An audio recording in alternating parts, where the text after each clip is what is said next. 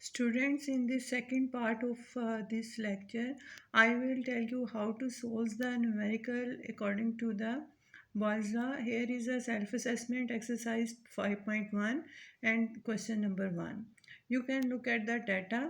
आपने क्या करना है, इस डाटा को इस फॉर्म में लिखना है. आप एक अलग से टेबल बनाएंगे, ठीक है.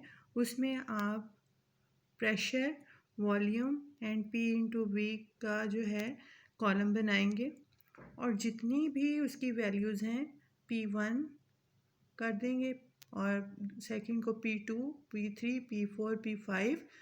P1 और V1 बिफोर चेंज हैं और उसके बाद के जो सब हैं वो आफ्टर चेंज हैं, ठीक है. फिर उसके बाद आप P1 इंटू V1 कैलकुलेट करेंगे, फिर P2 इंटू V2 और रिस्पेक्टिवली आप P5 इंटू V5 तक कैलकुलेट करेंगे. कैलकुलेट करने के बाद आप ये ऑब्ज़र्व करेंगे कि रिज़ल्ट कांस्टेंट आ रहा है, सबका आंसर सेम है, ठीक है. अगर सेम आ रहा है तो आपने लास्ट में क्या करना है, आपने लिखना है P1 V1 is equal to P2 V2 is equal to P3 V3 is equal to P4 V4 is equal to P5 V5. और फिर आप एक लास्ट में स्टेटमेंट लिखेंगे, thus the calculated result agrees with the pressure volume relationship according to the Boyle's law. इस तरीके से आपने वैल्यूज़ को मेंशन करना है. पहले एक प्रॉपर कॉलम बनाएंगे, उसके बाद आप इस तरह से उसका डाटा बनाएंगे, कैलकुलेट करेंगे, सेम रिज़ल्ट आएंगे. फिर आप लास्ट लाइन में लिखेंगे कि ये सब इक्वल हैं, फिर आप रिज़ल्ट लिखेंगे. और जो भी आप न्यूमेरिकल करेंगे रिलेटेड टू बॉयल्स लॉ, आपको ये एंड में 2 स्टेटमेंट्स देनी है कि वो इक्वल आ रहे हैं या नहीं आ रहे.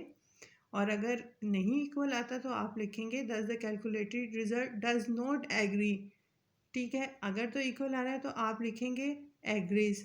अगर नहीं आ रहा इक्वल तो आप लिखेंगे calculated result does not agree with the pressure volume relationship according to the Boyle's law. Now the next question is self-assessment. You have to do it yourself and I am giving you a hint over here कि आपने उसको solve कैसे करना है. You can look at this.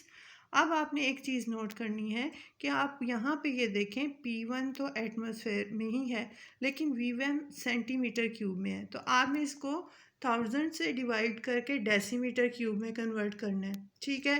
फिर P1 into V1 आपने ख़ुद calculate करना है.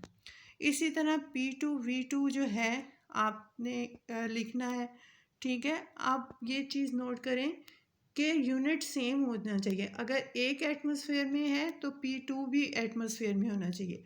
अगर V1 जो है डेसीमीटर क्यूब में है, सेंटीमीटर क्यूब में है, तो आप उसे कन्वर्ट करें डेसीमीटर क्यूब में. यूनिट्स सेम होने चाहिए, ठीक है. अगर यहाँ पे एटमॉस्फेयर की जगह टोर आ जाता है तो आप उसको 760 से डिवाइड कर देंगे तो वो टोर जो है एटमॉस्फेयर में कन्वर्ट हो जाएगा. आपने जब भी कोई न्यूमेरिकल करना है तो आपने ये याद रखना है कि यूनिट्स सेम होने चाहिए. पहले आप उसे कन्वर्ट करेंगे, फिर आप उसको उसमें मल्टीप्लाई करेंगे. This is your task, you have to do it. अब ये आप कैलकुलेट करेंगे और फिर देखेंगे ये रिज़ल्ट जो है P1 V1 is equal to और is equal not to P2 V2. ये आपने खुद करना है.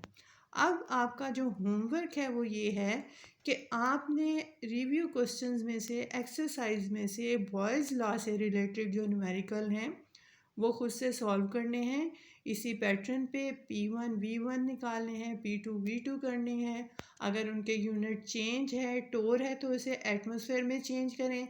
सेंटीमीटर क्यूब है तो आपने उसको डेसीमीटर क्यूब में करना है.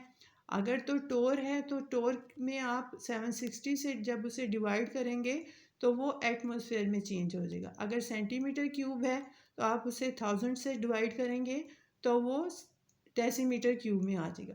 Now this is your homework, you have to solve the numericals according to the boys law. और एंड में इस तरह से स्टेटमेंट्स ज़रूर लिखनी है आपने कि वो इक्वल आ रहा है या नहीं आ रहा. अगर इक्वल है तो आप लिखेंगे रिज़ल्ट एग्रीज, और अगर इक्वल नहीं है तो आप लिखेंगे the calculated result does not agree with the pressure volume relationship according to the boys law. अल्लाह हाफिज़, हैव अ नाइस डे.